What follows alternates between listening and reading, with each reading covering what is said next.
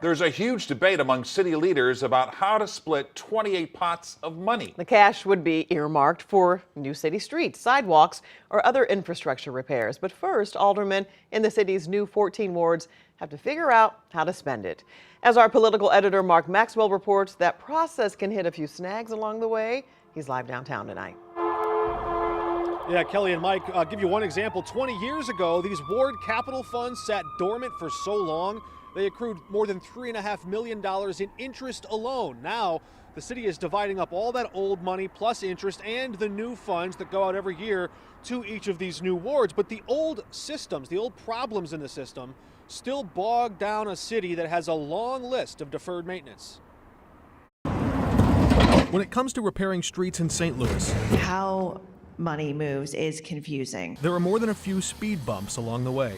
It could be weeks, it could be a month, it might be a 2-month period. It doesn't take months, it's taking years. That's Board of Public Service President Rich Bradley taking heat from aldermen who hear regular complaints from impatient voters. Someone who's one of our constituents just waiting for their speed hump to get finished. Some homeowners desperate for new sidewalks even put up half the money themselves, only to wait on the city. 3, 4, 5 years for their replacements. This is old city government.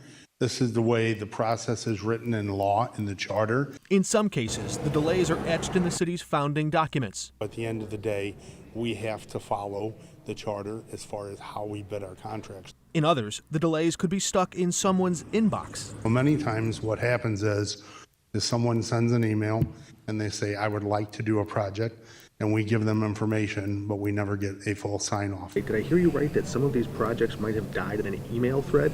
That's correct. Now, a smaller board with 14 wards is splitting up 28 pots of money. What's at stake if they can get that money out the door? Paving is big on my wish list. That's a really big thing that I want to see more of all over the city, and especially in Ward 1. The only thing standing in the way is a lot of red tape. But after that, it's not the alderman out there with a shovel and a hard hat, although sometimes I think I'd be more effective if I did that. And some of the frustrations that often hold many of these projects back, the red tape, if you call it, are for good reasons. Like you want the competitive bidding process so you can get the lowest bid, or you want to make sure that you're not just putting concrete in a pothole now only to have a big project to fix the street later on down the road. Live downtown, Mark Maxwell, 5 on your 6.